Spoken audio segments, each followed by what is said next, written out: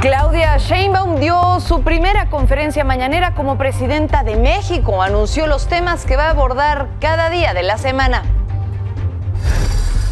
El nuevo gobierno federal le pidió disculpas al movimiento de 1968 por la masacre de Tlatelolco. Por la tarde, 8,000 personas salieron a las calles para exigir justicia. Y las autoridades de Oaxaca emitieron alerta máxima ante la llegada de la depresión tropical 11E. Le tengo los detalles. Además, la Cámara de Diputados aprobó por unanimidad la ley Silla. Le voy a contar qué es lo que sigue para que los trabajadores tengan este espacio de descanso y así usar en las horas de trabajo.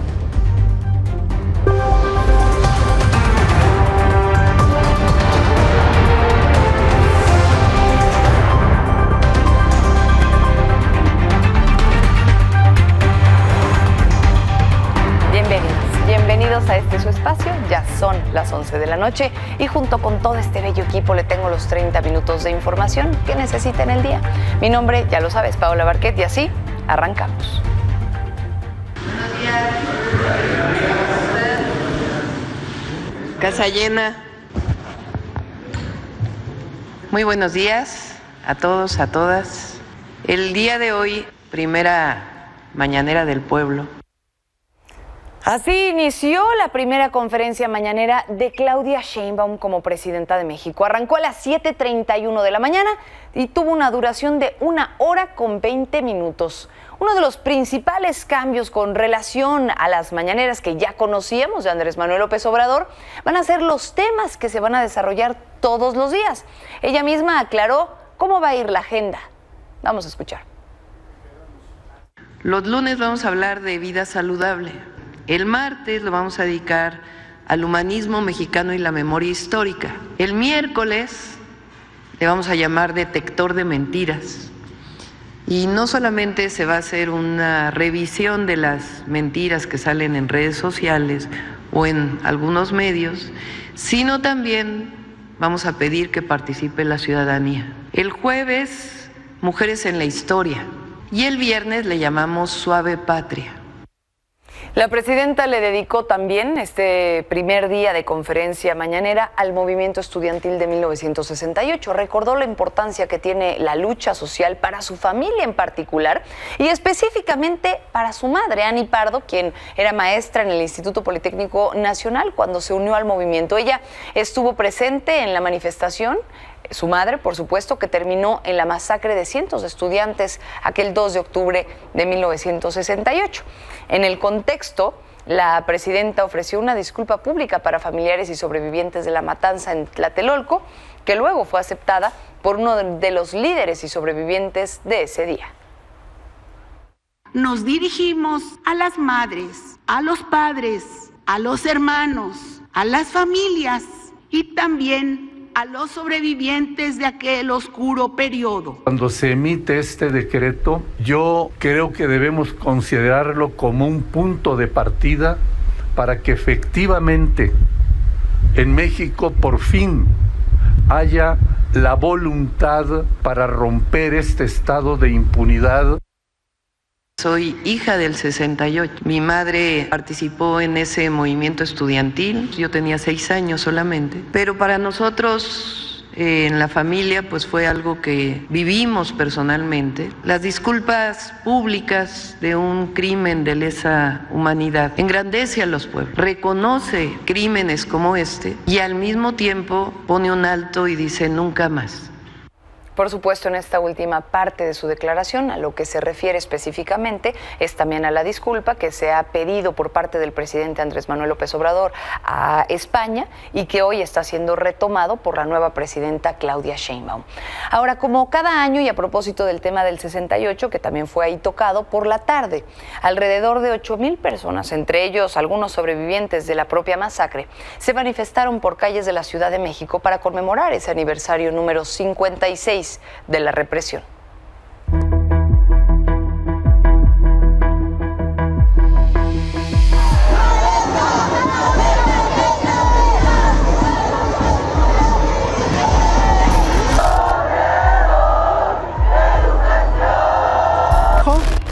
Te van a llegar por atrás, güey. Ve.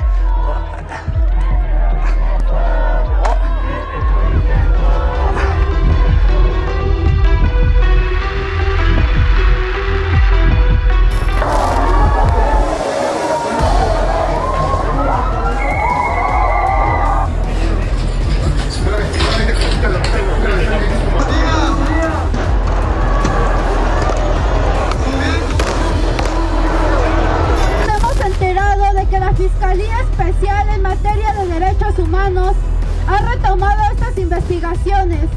Exigimos que el proceso continúe abierto, de manera diligente, sin dilaciones ni simulaciones.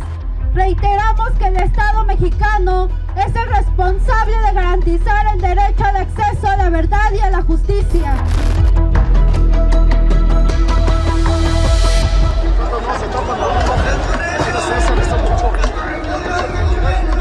Entendiendo, por supuesto, que aquello que tiene en pantalla o que tuvo en pantalla hace un momento siempre se puede entender como las exigencias legítimas de cualquier marcha, pero que también tiene en momentos o por instantes durante su recorrido estos bloques negros que también hacen vandalismo y que hasta ahora en muchas ocasiones no han sido como tal detenidos, y vamos a seguir todo eso de cerca.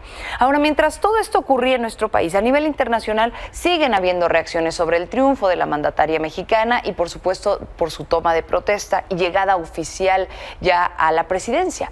Kamala Harris, candidata demócrata de Estados Unidos precisamente para la presidencia de aquel país, felicitó a Claudia Sheinbaum por esta toma de protesta como la primera mujer presidenta de México.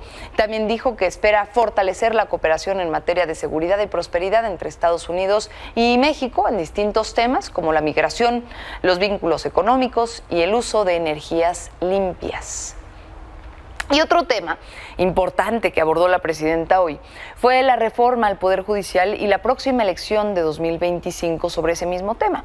Dijo que es cuestión de tiempo para que la oposición se dé cuenta que elegir a ministros, jueces y magistrados por voto popular es la mejor decisión que han tomado los mexicanos y criticó que los juzgadores sigan en paro.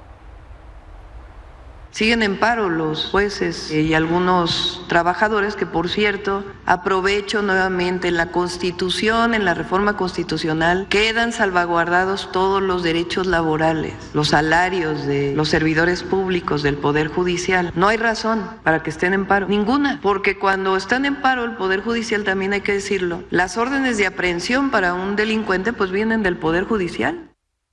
A propósito del tema, la Suprema Corte de Justicia de la Nación va a sesionar mañana mismo para votar ya el proyecto que propusieron los trabajadores del Consejo de la Judicatura Federal para frenar todavía la reforma al Poder Judicial. Se va a tratar mañana en la sesión extraordinaria.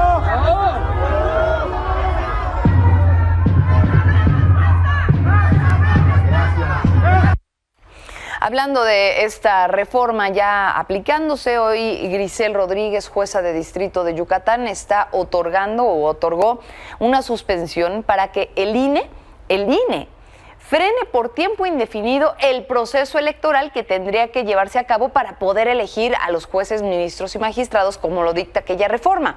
Esta medida también le impide al Senado emitir la convocatoria para crear la lista de las candidatas y los candidatos que participarían en el proceso. Pero varios de estos recursos interpuestos han sido ignorados hasta el día de hoy. Yo se los he venido platicando. Esta, de hecho, sería la quinta vez que se intenta frenar la reforma y ahora su aplicación, y ninguna de ellas ha tenido éxito hasta ahora. En este mismo contexto de la elección de los jueces y a pesar de esta nueva suspensión que le acabo de platicar, hoy Gerardo Fernández Noroña, el presidente del Senado, acusó a Norma Piña, la presidenta de la Suprema Corte de Justicia de la Nación, de actuar con reservas en la entrega de información para justamente la elección de los magistrados, jueces y ministros. El judicial se niega a entregar la información que tiene que entregar. Está dando respuestas burocráticas, está poniendo obstáculos, y si nada pudo parar la reforma al Poder Judicial, será la reticencia lo que hará que no se instrumente la reforma, porque el primer domingo de junio del 2025 se elegirán por voto universal, secreto y directo a las personas juzgadoras. Y hablando de este mismo personaje, de Gerardo Fernández Noroña, los estudiantes de Derecho de varias universidades mexicanas estuvieron criticando que apenas hoy recibieron respuesta a la petición que habían hecho de reunirse con la mesa directiva del Senado para poder plantearle su punto de vista sobre la reforma al Poder Judicial. En la carta que llegó un mes después de Gerardo Fernández Noroña, después de la petición, les dice que el proyecto por el cual ellos piden entablar el diálogo, ya se aprobó desde el 10 de septiembre, entonces que por eso, pues, perdón, pero ya no puede atenderlos.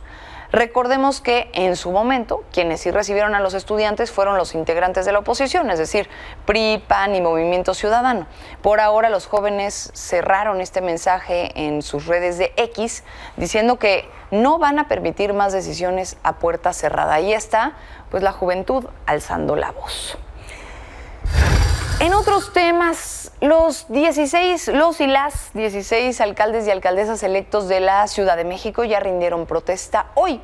Entre ellos estuvo Alessandra Rojo de la Vega, quien, como aquí se lo estuve platicando, finalmente hace unos días ratificó su victoria en la alcaldía Cuauhtémoc después de que Katy Monreal la acusó de varias cosas para evitar que llegara a la alcaldía.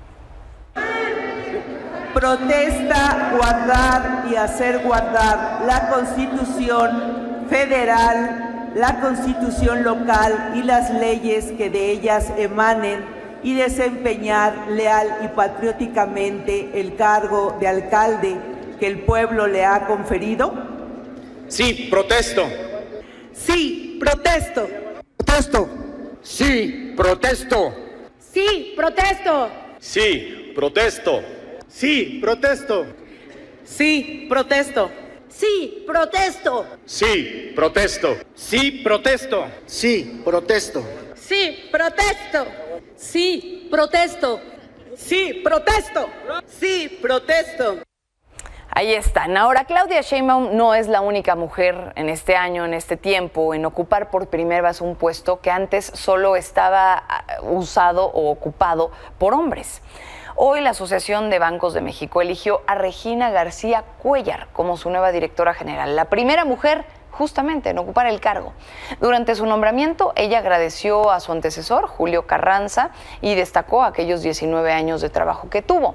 Por su parte, la Asociación de Bancos de México le deseó éxito en esta nueva etapa y aseguraron que durante su gestión van a seguir creciendo como uno de los organismos más relevantes de nuestro país. Importante recordar que Regina García Cuéllar tiene una amplia trayectoria en cargos del sector bancario, telecomunicaciones, salud y energía, y además es copresidenta de Women on Boards México. Ha sido también consejera de importantes grupos empresariales. Bien, ahora la Secretaría de la Defensa Nacional informó que qué fue lo que pasó ayer en la carretera en Chiapas, que dejó 6 migrantes muertos y 12 heridos. De acuerdo con la dependencia personal militar, detectó un vehículo tipo pick-up junto con 2 camionetas que intentaron evadirlos, por lo que los elementos abrieron fuego contra una de las unidades que transportaba 33 migrantes. Los 2 militares involucrados fueron separados de sus funciones y la Fiscalía General de la República va a investigar el caso para así deslindar responsabilidades. Hasta este momento se conoce que una de las 6 víctimas era de origen peruano, así que el gobierno del país condenó los hechos y exigió a México realizar una investigación urgente para esclarecer los hechos y deslindar responsabilidades, y la ONU pues también reprobó los hechos y escribió que las personas en movilidad están expuestas a grandes riesgos. En otros temas, septiembre se colocó como el mes más violento del año. De acuerdo con datos de la Secretaría de Seguridad y Protección Ciudadana, durante el último día del sexenio de Andrés Manuel López Obrador se registraron 91 homicidios. Por eso, el mes de septiembre cerró con un total de 2.350 asesinatos. Además, el estado de Sinaloa cerró con una cifra récord en homicidios dolosos en lo que va del año, con un total de 142 víctimas. Este repunte violento en el estado ha sido atribuido a las pugnas internas entre las facciones del crimen organizado, lo que ha creado pues un ambiente clarísimo de incertidumbre entre los ciudadanos. Pero en contraste con todas estas cifras que le platico, hoy Claudia Sheinbaum dijo que Sinaloa no aparece entre los 5 estados con mayor número de homicidios. Así lo dijo. Por cierto, Sinaloa no aparece entre los 5 estados de más número de homicidios. El primero sigue siendo Guanajuato. Estaba Chihuahua, Estado de México, pero el máximo, Guanajuato, de nuevo. Mientras tanto, fuentes del Gabinete de Seguridad informaron que como parte de la estrategia que implementó el Gabinete de Seguridad de la presidenta Claudia Sheinbaum, detuvieron a Pedro N., alias Don Pedro, jefe de plaza del cártel de Santa Rosa de Lima en el municipio de Dolores Hidalgo. Don Pedro coordinaba las actividades relacionadas con el huachicol, armamento de alto calibre y equipo táctico, extorsiones mensuales a las autoridades gubernamentales y pago de cuotas a las autoridades en colaboración con el cártel.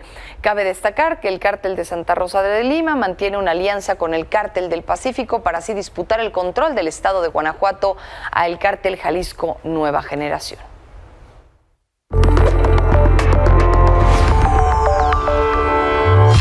Presidenta, ¿cómo se siente en Acapulco, presidenta? ¿Cómo se siente en Acapulco, presidenta, para el carrito? ¿Cómo se siente en Acapulco, presidenta? ¿Qué nos puede informar de lo que va a decir ahí, presidenta? Hola, hola, cuidado. Gracias, presidenta.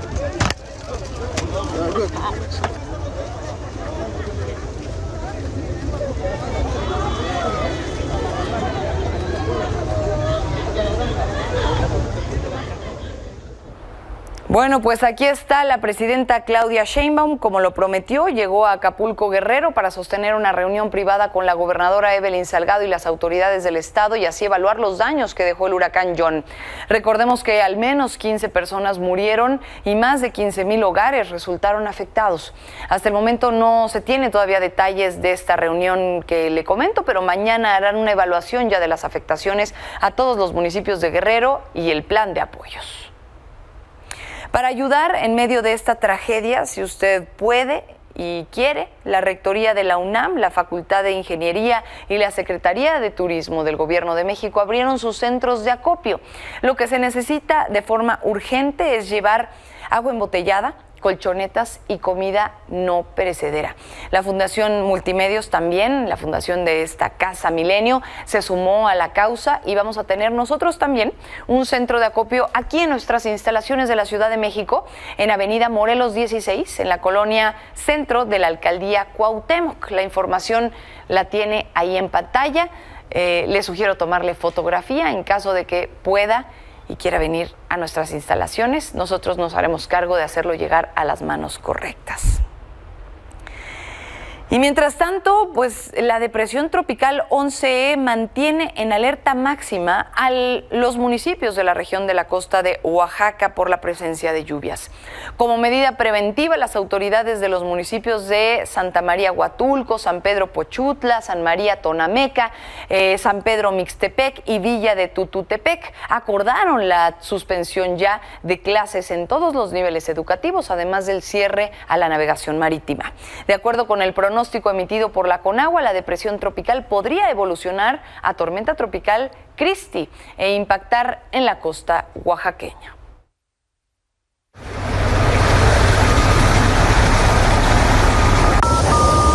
Aquí me quedé en la mera curva ya, y no, hombre, vieras cómo está bajando de agua, pero...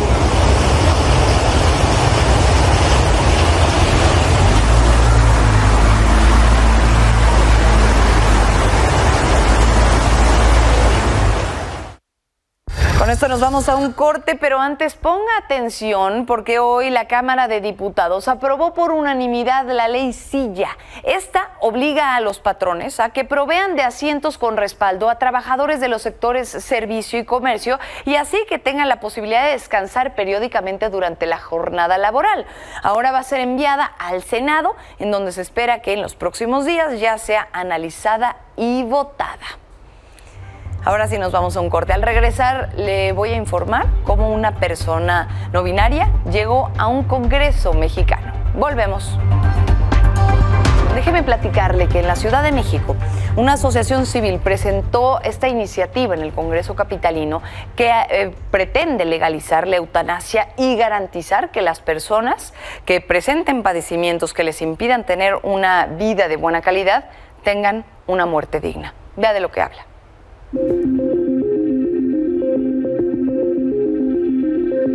Hay situaciones en que por una enfermedad la persona que la padece está sufriendo de una manera que le resulta ya intolerable, le resulta ya preferible pensar en que acabe su vida y pueda descansar de ese sufrimiento. La asociación Libertad para Morir presentó una iniciativa con la cual buscan legalizar la eutanasia y la muerte médicamente asistida. La persona que ya no quiere vivir, pues lo que quiere es tener una muerte que sea segura y que no implique mayor dolor. Por eso tiene que ser a través de una ayuda médica, con los medicamentos indicados. El proyecto, que será presentado ante el Congreso Capitalino, busca apoyar a quienes padecen paraplegia u otras condiciones que llevan a interrumpir su vida cotidiana, además de personas que consideran su existencia carece de sentido, han perdido el disfrute o se encuentran en situaciones limitantes. Las personas saben que al final de la vida, como la experiencia nos muestra, pues podemos padecer enfermedades muy graves, muy limitantes, que causan un gran deterioro. Este proyecto no contempla este tipo de atención médica para pacientes con alguna enfermedad psiquiátrica, como la depresión. Entonces hay que distinguir y diferenciar esas personas que tienen ideas suicidas por su enfermedad de las personas que tienen muy claro lo que les está pasando, tienen muy claro lo que les espera y saben que ya no quieren seguir viviendo. Esta propuesta fue integrada con el asesoramiento de filósofos, médicos, psicólogos y abogados, quienes reconocen el derecho a decidir cómo morir. Este movimiento que va consiguiendo que en más lugares se permite esta ayuda, pues va creciendo, porque las personas van tomando poco a poco conciencia de que les podría interesar en el final de la vida. Para Milenio Noticias, Azucena Rangel.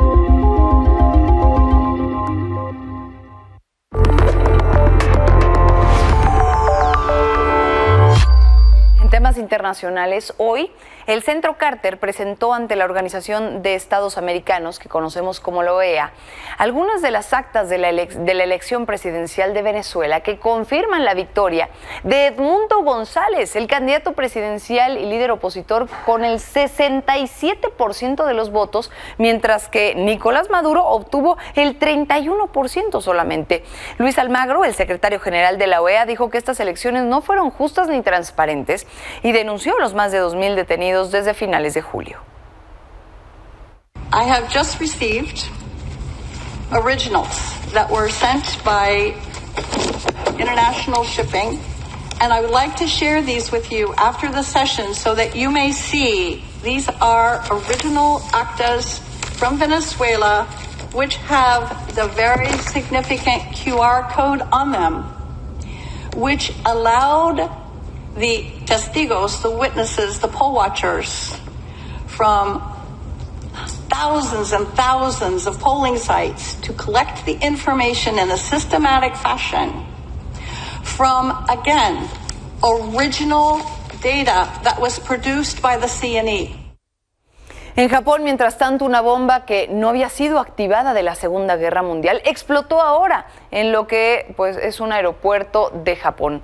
Las fuerzas de autodefensa y la policía de ese país confirmó que se trata de este explosivo creado por Estados Unidos que se quedó enterrado desde la década de 1940 en suelo japonés, pero aún se desconoce qué fue lo que la activó.